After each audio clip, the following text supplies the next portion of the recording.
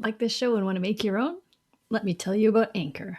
It's free, and they have creation tools that allow you to record and edit your podcast right from your phone or computer. And now you can even add any song from Spotify directly to your episodes. The possibilities are endless for what you can create, whether it's music analysis, your own radio show, or something the world's never heard before. Anchor will distribute your podcast for you so it can be heard on Spotify, Apple Podcasts, and many more. And you can also make money from your podcast with no minimum listenership. It's everything you need to make a podcast in one place. So download the free Anchor app or go to anchor.fm to get started.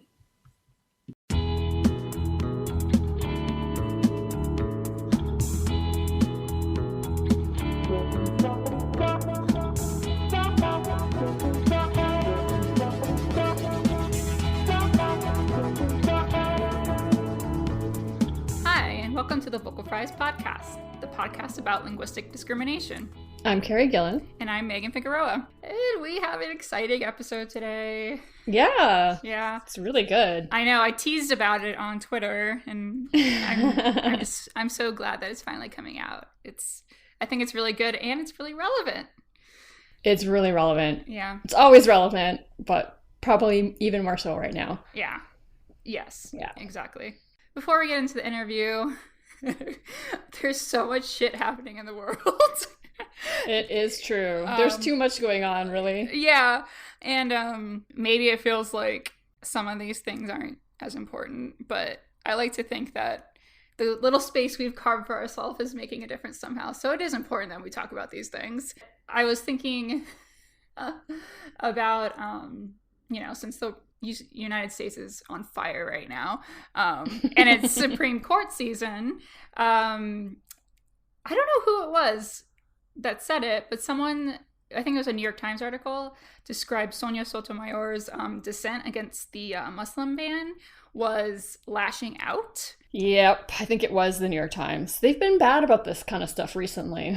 Yeah, and the problem with saying lashing out, this would be problematic if it were just a woman, like a white woman, right? Because it's tone policing. But for it to be a Latina woman, there's the added element of the stereotype that Latinas are emotional or fiery.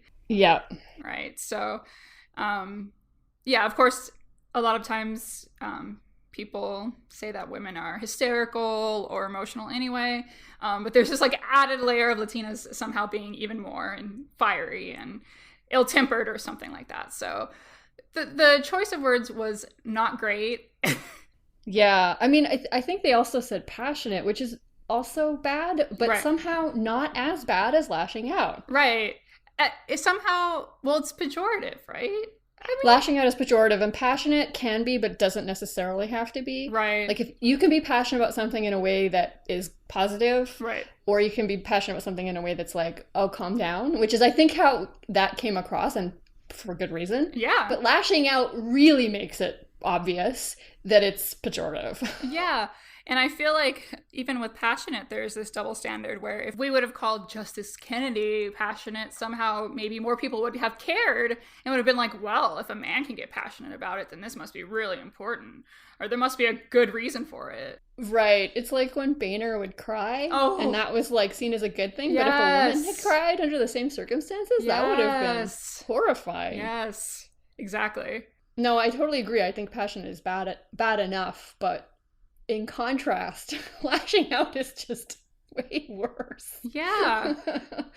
I mean, there's no good reason to describe it that way, especially since the part that they were pointing to was her reading the president's own words back at him, I believe. So it wasn't even her own words. And you should be allowed to lash out at words that are so full of animus. But yeah, and so fucking racist and Islamophobic. Yep. So yeah, maybe we should be able to lash out, quote unquote. Yeah, there's been a lot of tone policing recently, a lot of calls for civility in the face of horrific violence and trauma. Right. Just yesterday, yesterday from when we're recording, so a few days ago for people listening, but a newspaper office in Maryland was just shot up, and one of the survivors said "fuck" on TV about it. Basically, fuck your thoughts and prayers. I want more. And Marco Rubio, among others, are like, "Oh, why is it okay to say fuck on TV now?" Like that's the issue. Oh, I knew that he tweeted that. Like, he was so upset that the word fuck was being used, and I had no idea it was about that specifically. Yep. Wow. Yep. Oh my God. Yeah, as if that's the real tragedy here. Yeah. I mean, this has always been a problem in probably many societies since time immemorial, but right now it just feels like maybe it's because everything's on fire. Like everything is a dumpster fire. Everything is the worst. And so if you don't want to deal with that, if you want to pretend it's not the case, the only thing that you can do is tone police. Yeah, it's true. And tone policing is ultimately gaslighting. It's like saying what you're feeling is not real, or it's not real enough. Exactly. Exactly.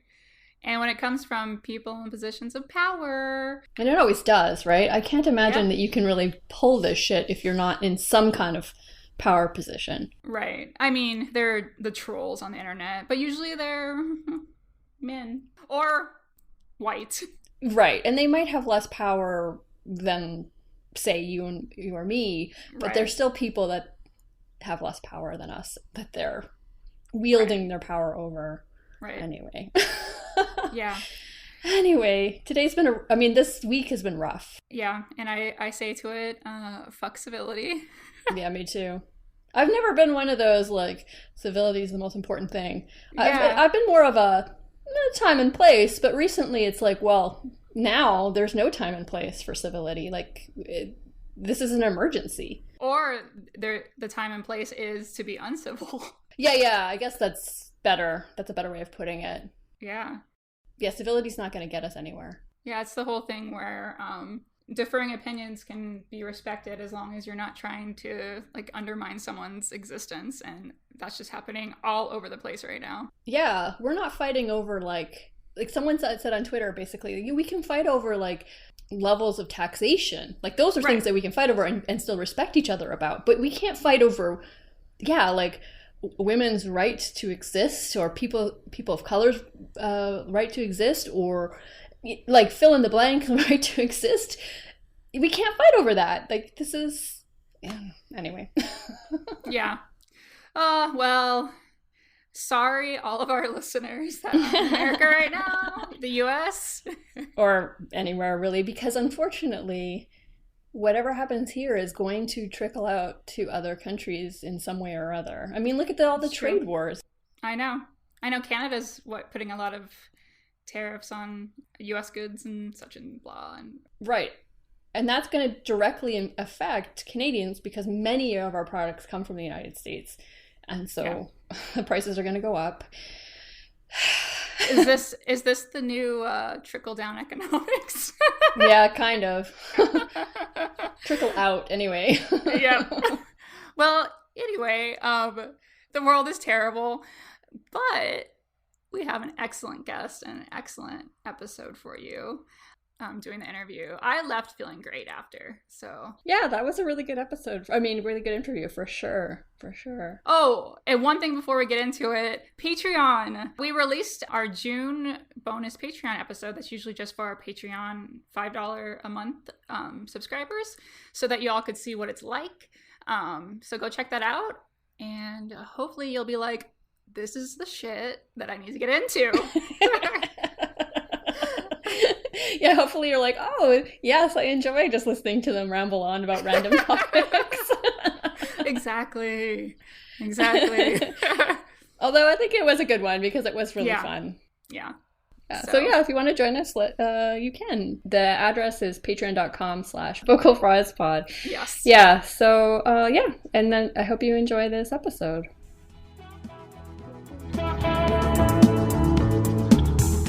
So today we are lucky to be joined by Dr. Nelson Flores. He is an associate professor, yay, just got tenure, in educational linguistics at University of Pennsylvania Graduate School of Education. Dr. Flores has a PhD in urban education from the CUNY Graduate School at the City University of New York.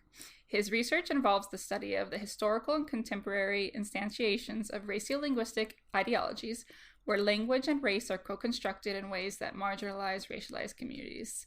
Nelson, thank you so much for joining us. Thanks for having me. So, I wanted to have you on anyway, but it just so happens that you are involved in a little bit of a controversy on Twitter. There's a thing happening right now with the so-called 30 million word gap.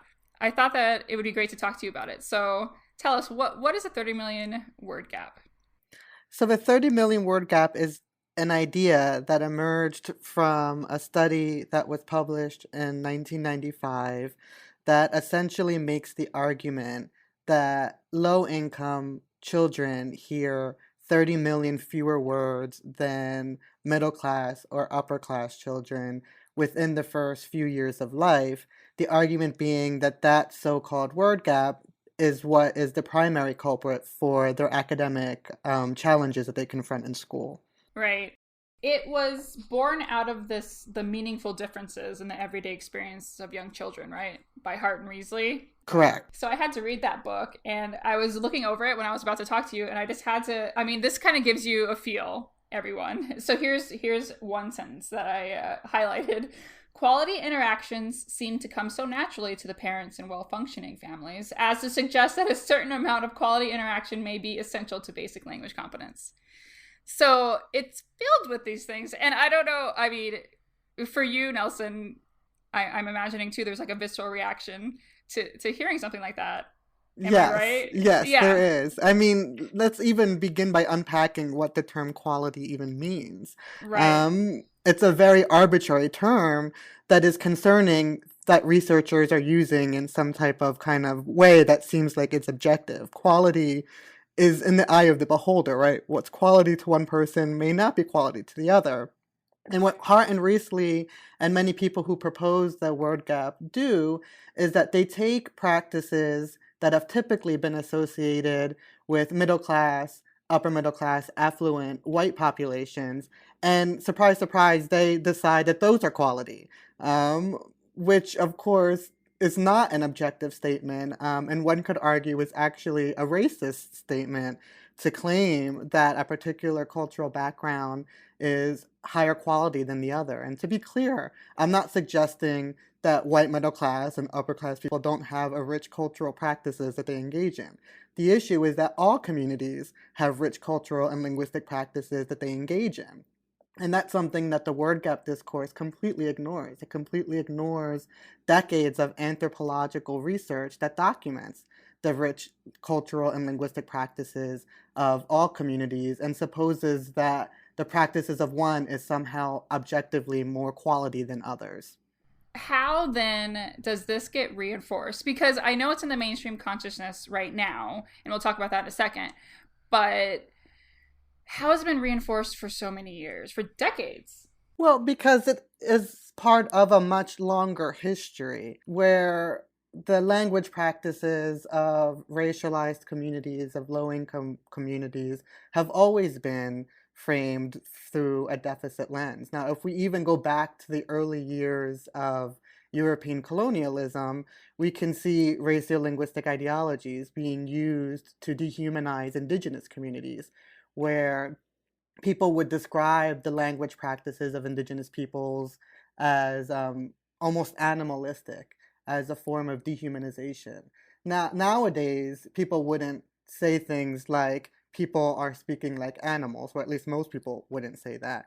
But the underlying logic of there's something somehow deficient about the language practices of racialized communities has remained consistent since the early days of European colonialism. And so it's not surprising that the 30 million word gap is so seductive, because it reinforces all of these ideologies that people have been socialized into accepting for multiple generations. Right. And you give an example of this in one of your blog posts, or at least an analogy as to the war on poverty, or the war on drugs, that these are kind of the things that we grew up with believing that are built on a foundation of racism, but that are trying to be solving some bigger problem, but really we're not addressing the true problem. Right. You can trace these discourses. They're consistent throughout history of putting the onus on racialized communities to undo their own oppression by modifying their behaviors rather than undoing the structures that actually are the primary challenges that they confront. Why is it in the so it's this new article that was published, I believe April 2018 article, very recently, by Sperry et al. And so they are refuting Hart and Risley's claim, and people aren't happy. So they refute it by saying that there's incredible variation in the vocabulary environments in different socioeconomic status homes. What Hart and Risley failed to do was to look at sort of a larger picture of the vocabulary that children are getting. Is that right? Right. So they essentially made the claim that they replicated the Hart and Risley study and found that the differences were really just as big within a social class as between them. Because we have to remember the Hart and Risley sample was a fairly small sample, right? They based their arguments on a sample of six families right? that were called, I think, welfare families in the actual book, and have made these broad claims based on six families, Right. which is questionable in and of itself, right? Yeah, that's I can't even believe they got away with that. But and again, I think it's because it's something that people already believe. So people say, "Oh yeah, of course it's true because it must be true because we've been taught that it's been true." And so what this new study did was do something similar and find that there actually weren't these huge differences across social class groups. And immediately, there were critiques about the methodology. And I think some of the critiques about the methodology are fair because no methodology is perfect, right? We always are making decisions about the research we do, and there's always issues with the decisions that we make. But what I found interesting was the fact that people who were critiquing this new study for its supposed methodological flaws, were uncritically citing the Hart and Risley study, which has been critiqued over and over again.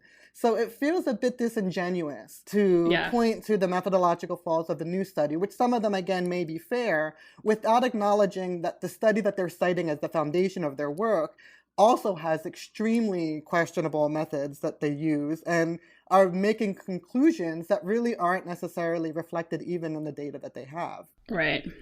One of the big things that Sperry et al. Points out, and you've talked about, is that you're ignoring a lot of the cultural interactions that happen that you can't just look at by asking the parents or the immediate caretakers, what words your child know. Right.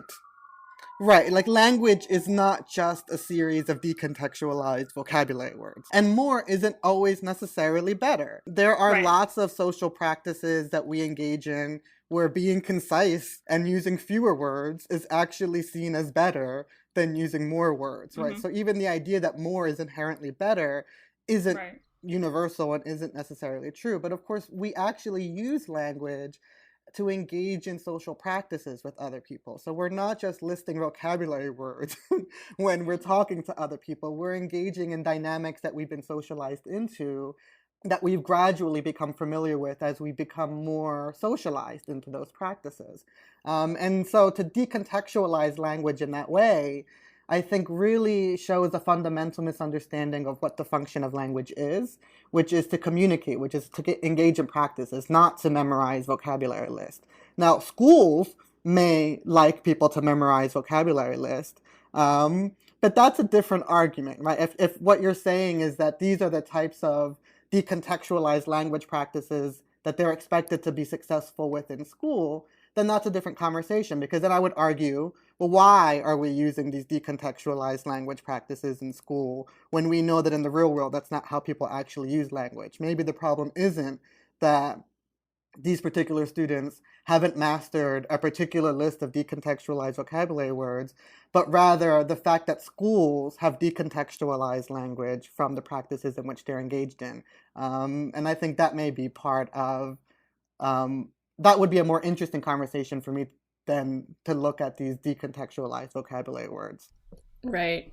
I have a question about the original studies. So or actually both studies together.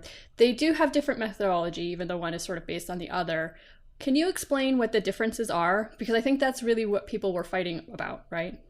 So I think that the biggest concern that people have raised about the newer study was that it doesn't include a class of professionals.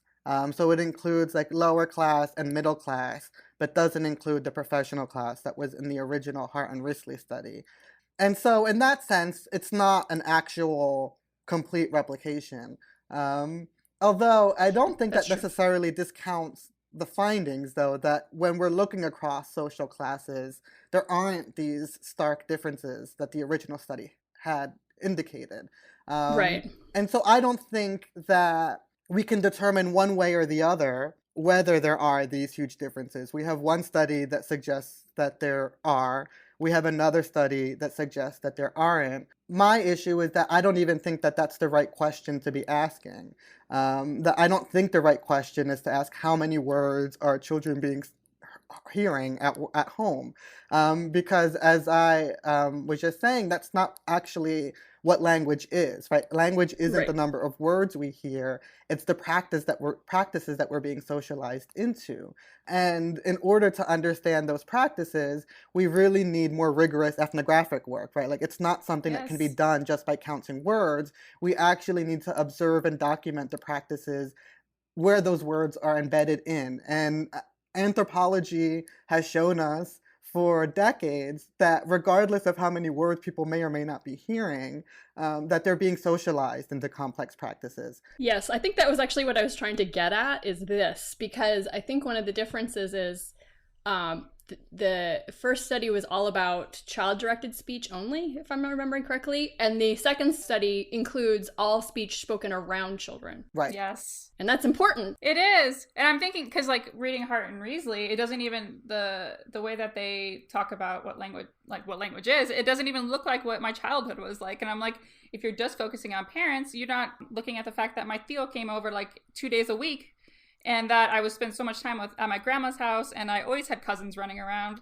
What about all those interactions that are happening? And that's what you're saying. We can't not look at context and how language works in those contexts. Right. And I think something else that is methodologically questionable in Hart and Risley, and again, this isn't a critique per se, but more just like a challenge of methodology, is that when you bring a recorder into homes, that can impact the dynamics too, Yeah, right? absolutely. Where if you're one that they're calling a welfare family and you have Right. people in your home recording, that might have different connotations to you than if you're a professional who maybe wants to show off to the researcher, right? Exactly. And so we don't know Good exactly point. how to kind of make sense of that, but I do think it's a methodological issue that really needs to be considered. Yeah, you could have people who actually look like the people that you're studying being the recorders. At least that might help a little. Right.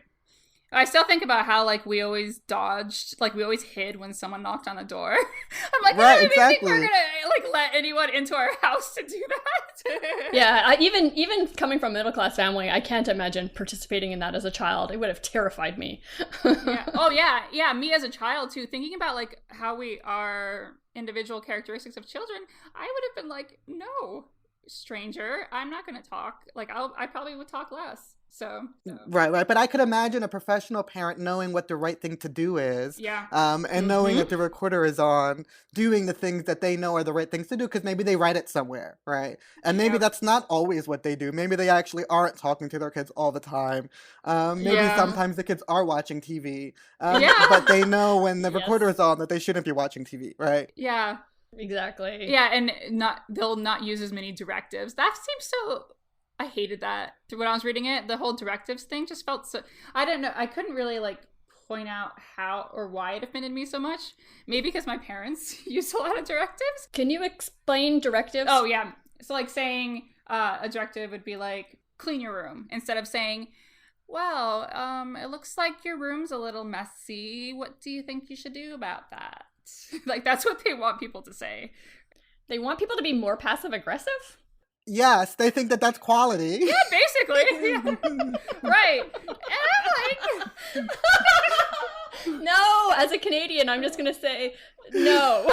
Less is better on that front. But of course, that reminds me of the work of Lisa Delpit, right? Who kind of looked at the cultural differences in parental communication and found in her work with African American parents that they were more directive than in white middle class families. And then what happens when those children get to school is that the teachers who have been socialized, because most of the teachers are white women by demographics, they've been socialized into this more passive way of making requests where they'll say, don't you think you should be doing this?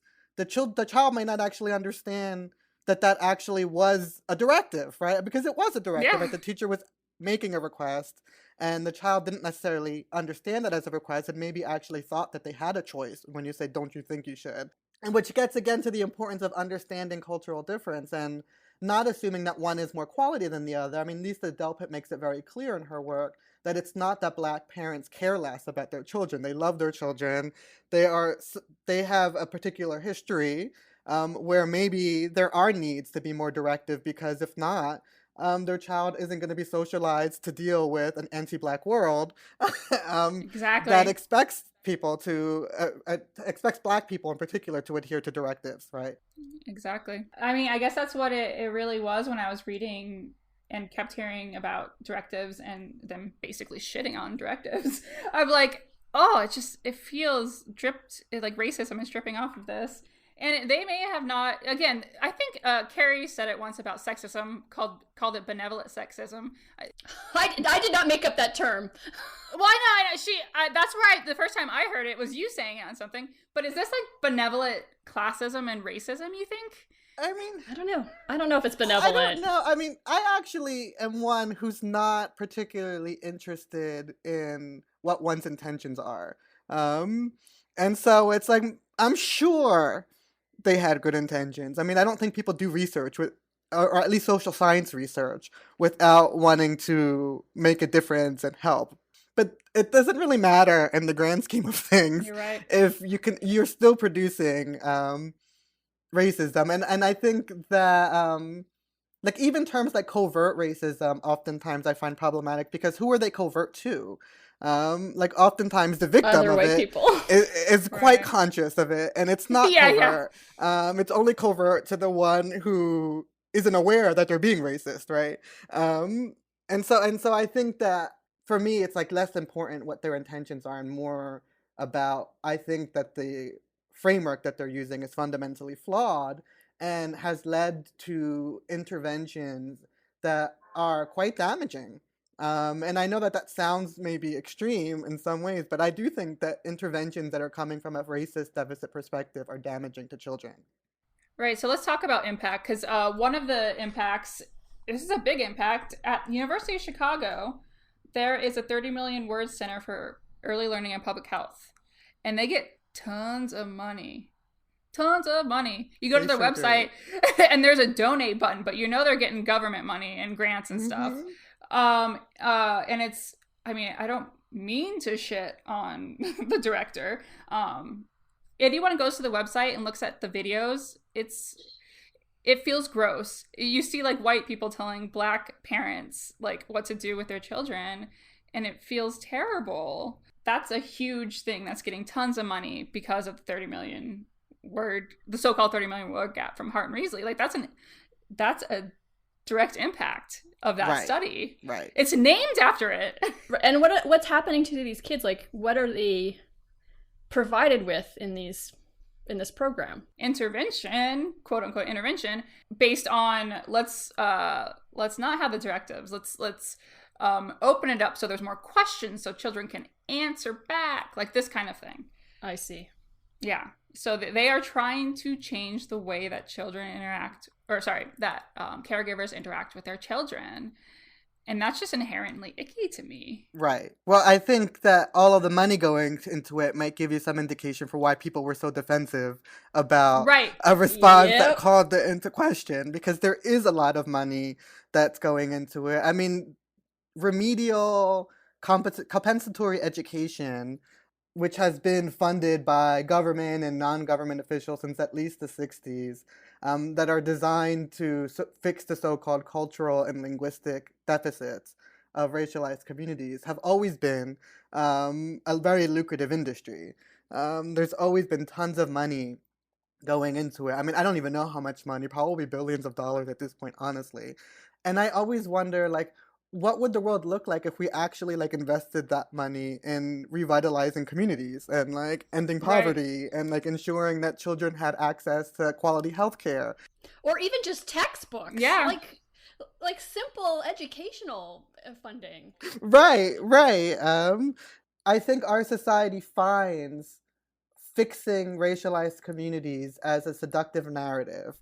Yeah, Because I it really agree, leaves the definitely. rest of the society off the hook, right? So we don't have to reflect on the root causes of racial inequalities because we can just say, oh, it's their fault because they're not asking their children questions. I don't know how anyone who has any experience working in neighborhoods that have experienced multiple generations of racialized poverty could possibly think that changing the way that you ask questions to your child or increasing the number of words that you give them is really going to be what's the make it or break it for Yeah. whether that child is going to thrive or not, right? It's like these are Right. children who sometimes struggle with homelessness, right? These are children who have food insecurity.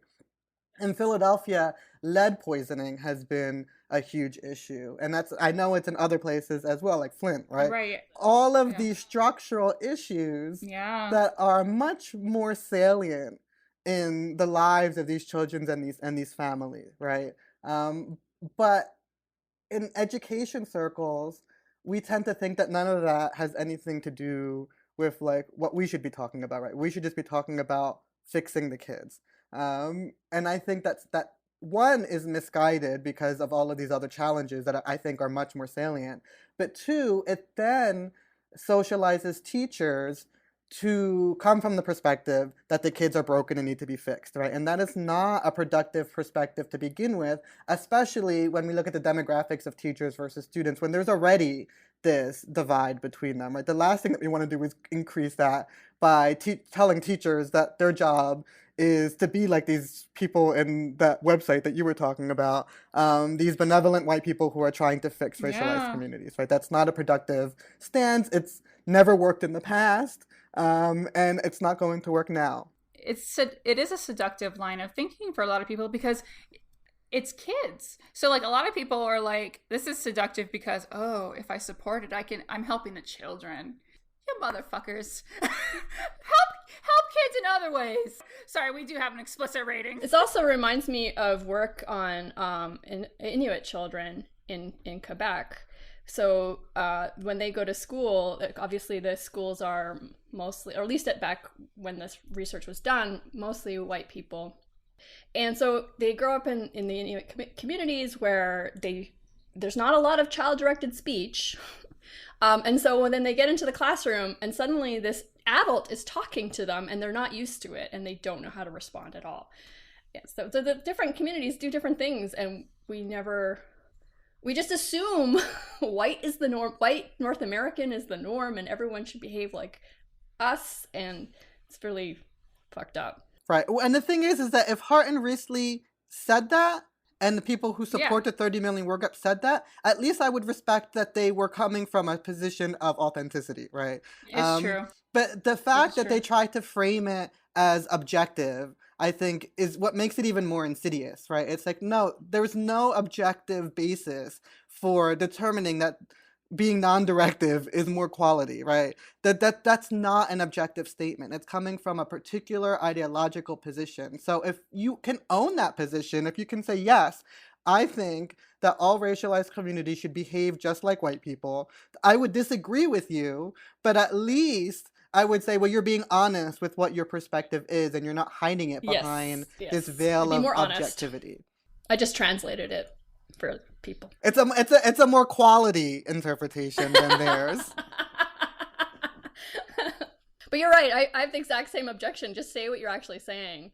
People like to be really sneaky. They might not even know they're being sneaky. I have a feeling that they don't because they really believe in their own objectivity. But none of us are objective. No. None of us. How can you be? Right. Yeah, I when people say that science is objective, I'm like, whose science? What science are you talking about? It's just not, like we're all humans coming to it with our biases. Um, and then I go right into saying that me as a psycholinguist, just completely psycholinguistic perspective of working in infant labs and looking at child language, this just doesn't make sense anyway. Like, even if we're not looking at culture and looking at the bigger picture, which I always think we should look at culture and the people, even if we're just looking at how infants learn language, this just doesn't make sense to tell parents don't use directives. Like, it doesn't make sense. No. And as a white middle class person, my parents use directive speech with me for sure. I just don't even understand this argument. It's a thing that exists. And Nelson, right? That's like the big thing with them is directives versus asking questions, right? That's one of the big things. Yeah, no, that is one of the big things. Yeah. I mean, right. I think what they did was that they kind of imagined this idealized kind of white middle class family and imagined what that family must be like, which was probably their family. Right. Yeah, exactly. And they kind of came up with these arbitrary characteristics that they decided were quality. And I think that is something that isn't just Hart and Riesli, though. I think that on a lot of kind of linguistic analysis, especially like in second language acquisition, there are kind of these discussions of complex language or richer language that isn't oftentimes theorized, or like, well, complex from whose perspective, right? Richer from whose perspective? Like, these aren't objective designations. They may seem so because we've naturalized and normalized all of these dominant ideologies about what language is or should be. But we can't describe language outside of an ideological perspective on what language is, right? And I always try in my work to be very explicit in terms of how I'm thinking about language, and in particular, how I'm thinking about language and race and how they co-construct with one another. And so my ideological position, I tried to put on the table and say, this is my perspective, this is where I'm coming from, this is kind of my stance. And oftentimes then get accused of being ideological, right? Yeah, that's the trap that white people set for you. Well, yeah, you said it. I mean, I oftentimes refuse to fall into the trap because my response is to point out the ideological assumptions and what they're doing and say, Good. I own mine, you own yours, and then we can agree to disagree. But until you own yours, you're not allowed to call me ideological. Yeah. Yes. So Figgy, here's a transition for you. I don't want it to all be negative. What is a good framework to think about that? You've mentioned, again, we'll post to these 2 blog posts that are specifically that you have about this issue that are great. Language socialization framework. Is that what you're still working with right now, or where you think we should be working from? And tell us what it is. Right. I mean, I think language socialization, which emerged, I think, probably like in the 70s, right? In kind of anthropology, and I think in particular anthropology of education has had the most interest in it for obvious reasons, is just looking at, from an ethnographic perspective, the ways that people come to know language, right? And the ways that they come to know particular ways of using language. So from a linguistic, and certainly a linguistic anthropological perspective, we're all socialized into the practices of our home, right? And these are all practices that are complex. These are all practices that are nuanced. These are all practices that provide a foundation for us to engage in the world. And I think what language socialization research helps us then to think about is, if we're starting from the perspective that all children are socialized into complex language practices, and there isn't an inherent hierarchy in terms of the complexity, then how do we incorporate the language practices of all children into the classroom? How do we stop framing certain language practices as deficient and in need of remediation? And I think that that's a more productive beginning of a conversation. And I think there are lots of different ways you can answer that, right? And I think that Mhm. teachers as professionals have to decide and figure out how that's going to look for them in their particular classrooms, because all classrooms are different, all communities Right. are different, so it's going to look different in different contexts. But it's a much more productive point of entry into the conversation. And so, like, work that I've done with teachers in Philadelphia, which fit the community here, was thinking about the ways that in elementary school bilingual classrooms we could strategically use translingual texts, so texts that are primarily written in English but have some Spanish in them, Mhm. as a point of entry for helping students engage first in close readings of the text, which is a Common Core aligned literacy strategy. Um, Right. but two, and that's important for teachers to be able to justify, right? Yes, absolutely. And Yeah. two, as a point of entry for helping students realize that they, as bilingual authors, actually can strategically choose to bring both languages together for particular effects and with particular purposes, right? So rather than saying, oh, that kind of other language that you use at home is not relevant here, it's saying, well, actually, it can be relevant. If you're writing a story, for example, about something that you did with your grandmother, and your grandmother speaks Spanish, you as the author can decide to use Spanish as dialogue in that text, right? So you can bring some of those home language practices into your writing, and that you should do that. And I think it's Right. a very different stance to the home language practices of students than to say, oh, they hear 30 million words less, so let's fix them. Right. And how empowering is it to hear or see Spanish in the classroom for these kids? You know, it's so big, it's so important, and I think that's lost on some people, because we're all. Some people might say we're all talking about representation right now and how it's important, but it really is. And representing that home language in the classroom is really important. Right. And I think it's not only representing the home language, but also representing the fact that these are bilingual children growing up in a bilingual Yeah. community, which Yeah. means that they are bilingual authors, right? And bilingual Yeah. authors have more tools, perhaps, Yeah. than monolingual authors, or perhaps not, because monolingual authors maybe have different dialects, right? But that we all as authors should be strategically deploying all of our communicative repertoires in order to create our voice as authors, which is very different than saying make everyone talk like a white person, right?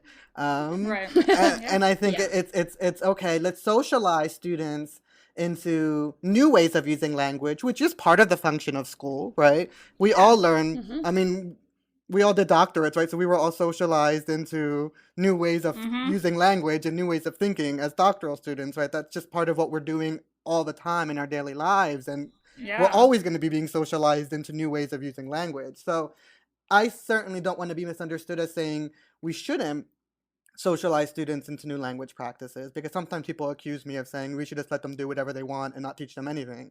And I think that that's silly. I don't know who would ever argue that. Mhm. You know what that reminds me of is the prescriptive versus descriptive debate. If you're a descriptivist, you're accused of saying, "Oh, anything goes," and that's not Right. exactly Yeah, yeah. what we're Right, saying. which is of course not the point. No. It's looking Yeah, at yeah. how people actually use language, right? Mhm, exactly. Um, Yeah. but so yeah, so schools certainly have an important function of socializing students into new language practices that are associated with tasks that are associated with school. Mhm. I think one of the things that could be improved in school is that maybe some of those tasks could be less kind of decontextualized vocabulary lists and more kind of actual authentic interactions. I think that's one of the things that schools could do better, certainly.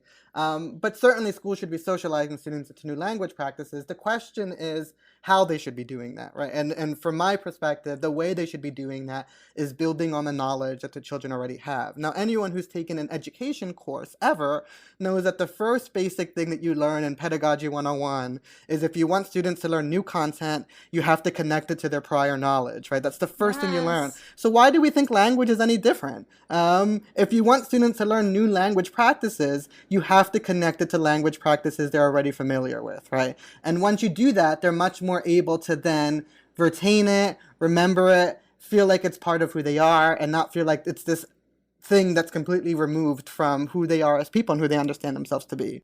That's a really good point. You're gonna make me cry. I'm like, why didn't I have that when I grew up? Well, I know, and why do we still don't have it? Well, we still don't have it I because know. social science researchers are still talking about a word gap. So part of the problem is Yeah. researchers. Yeah. No, absolutely.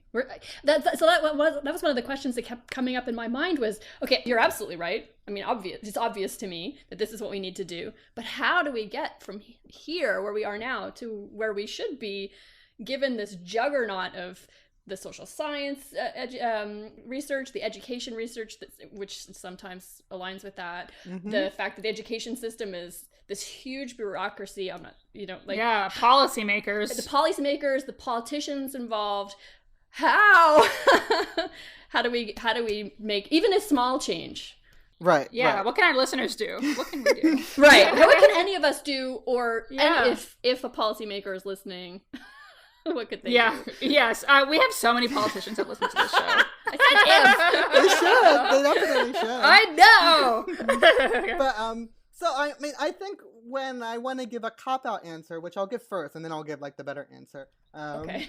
Yeah. One, I do think that what you're alluding to is true, that we need a fundamental transformation of the institutions that children are in, right? And I think that change isn't going to happen overnight, and that change happens over generations. And some of that has happened, right? Like looking as someone who has studied the history of bilingual education in the United States, the fact that there are some children in Philadelphia and in other cities who are able to be in classrooms where Spanish is not only acknowledged but used as part of instruction, and that allows new immigrant children to come in and seamlessly become incorporated into the classroom. That was a fundamental transformation of that institution that happened over generations, right? So when people say, oh, we can never dismantle structural racism, I say, yeah, people have. Like, things are not the exact same as they were before, and that change has come because of political struggle, right? So I think that's kind of the bigger answer, is that we have to keep engaging in political struggle, knowing that many of the changes that we're advocating for may not benefit us or our children, but maybe will benefit our grandchildren or our great-grandchildren or our descendants if we're not having children. Right, yes. Ways, you know what I mean? Yeah. So like now what teachers can do on their kind of day-to-day, because I do think that teaching still matters within that kind of whole argument I just made, is really thinking about how they can strategically build on the home language practices of children. And you don't have to know those languages in order to be able to do that, right? One thing that is very easy for an elementary school teacher to take a few minutes to do is to acknowledge that there are children in the class who speak languages other than English, and to ask them how to say a few words in that language, right? You don't have to know the language, but you're acknowledging that there are children in your class who do know those languages, right? That translingual unit plan that I mentioned is another example. Like really thinking about how to create units that acknowledge and build on the rich linguistic knowledge that all children come in with, and really thinking about how you build on that background knowledge. And I think that really requires kind of a space for teacher inquiry to really kind of reflect on their practices and to think about those practices. And that happens in some schools, certainly. So I think that that's what can happen at the teacher level. And at the policy level, I think in terms of bilingual education, for example, something that there is oftentimes a dearth of is Spanish or any other language. I mean, Spanish is a challenge. So you can imagine it's even harder for other languages. Just an infrastructure for supporting the development of those languages, right? And that can include unit exemplars. I mean, and it can include standards. Like, I know that the way that standards are implemented are sometimes problematic, but there's nothing inherently wrong with giving teachers some standards in terms of what students are expected to do at their grade level, right? Like, that's a good thing to give teachers. But teachers who are instructing in languages other than English oftentimes don't have even that to start with. And so they're kind of building things from scratch and constantly reinventing the wheel. So I think that is something that could happen from a policy perspective. Now, in terms of language variation in English, we've tried that from a policy perspective before, and it was kind of this big political turmoil in Oakland. Yes. Yeah. Yes. But I think that something like that wouldn't hopefully lead to this political turmoil would also be important. Like how do we, I mean, how do we work with teachers to acknowledge and value language variation in English and in languages other than English for bilingual programs? But then how do we institutionalize that at the policy level? Like how do we provide, perhaps in our standards, we could build a standard that is about recognizing language variation, which would then mean that teachers have to focus on language variation as part of what they're doing with their children because it's part of the benchmarks that the students are expected to make. So I think those tweaks can help us in the present while we keep a long-term vision of, well, that's not enough, right? And we want a lot more than that, but we're going to keep pushing for that for the future. And part of, I think, the role of academics and scholars and researchers in doing that is to call ourselves out for our bullshit, right? And to say we actually have contributed to these problems, even as we've always tried to position ourselves as the ones with the solutions, right? And so like what I do in my academic work is a lot of that, right? Where it's like, wait a minute, like we complain that teachers are using deficit frameworks. So why don't we look at the deficit frameworks that are being used to inform our research? Because they're not any better, and oftentimes they're even worse because we're pretending that they're objective. Right. Yeah. Wow, that was an amazing answer. Thank you so much. Yes, thank you so much. Because I struggle with these kind of big picture problems in my head. Like, you know, I'm really concerned with indigenous languages. And there's, you know, huge structural reasons why these languages are struggling. But I don't also want to ever give out the idea that, oh, well, therefore we should give up or there's no point trying. No, we should try. So thank you for that answer. Yes.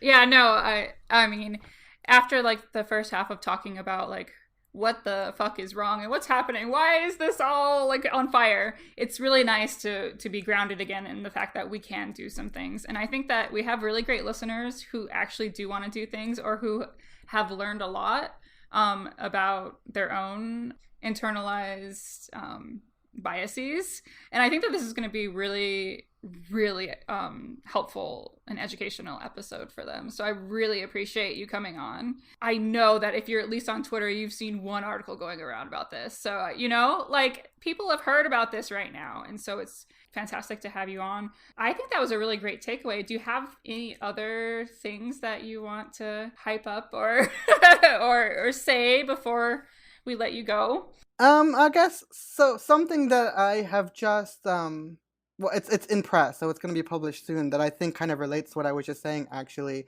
is really thinking about the theory of change that we have in critical applied linguistics, right? And so oftentimes in our work with teachers, we tend to frame the issue as we need to raise the consciousness of teachers, and we kind of frame it as an individual thing. But the issue that we look at in this article, and I say we because two of my doctoral students wrote it with me, are the ways that broader socio-political processes impact what is possible in a classroom, and what we call what institutional listening subject positions teachers aren't able to have it.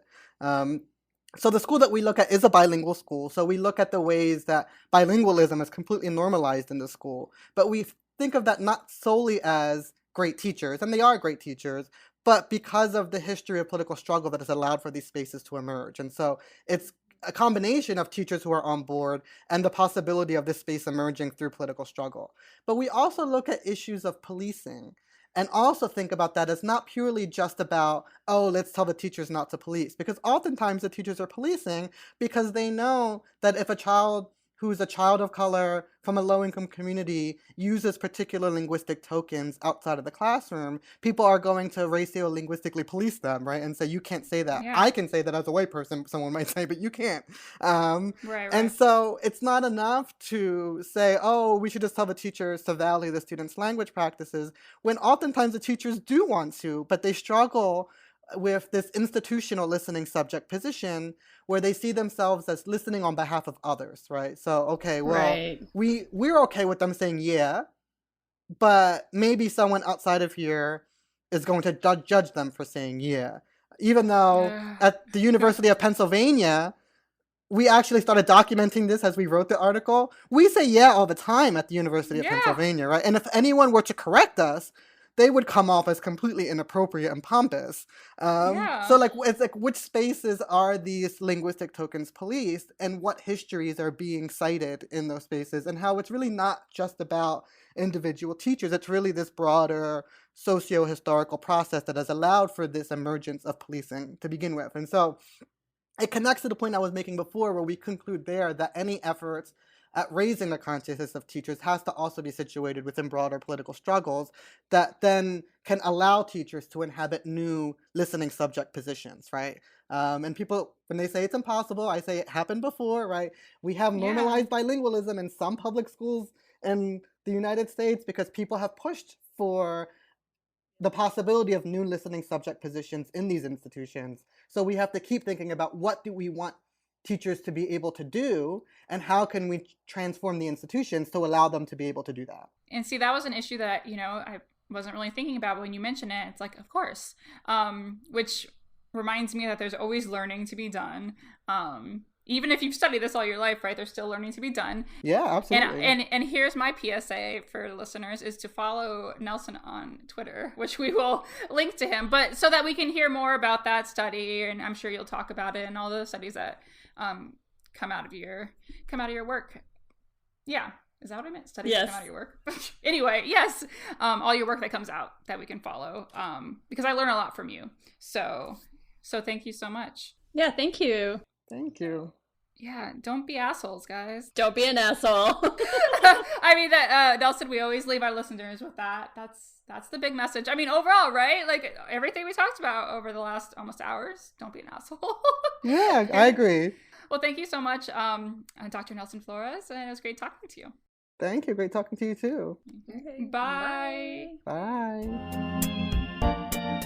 The Vocal Fries podcast is produced by Chris Ayers for Halftone Audio. Theme music by Nick Granum. You can find us on Tumblr, Twitter, Facebook, and Instagram at Vocal Fries Pod. You can email us at vocalfriespod@gmail.com.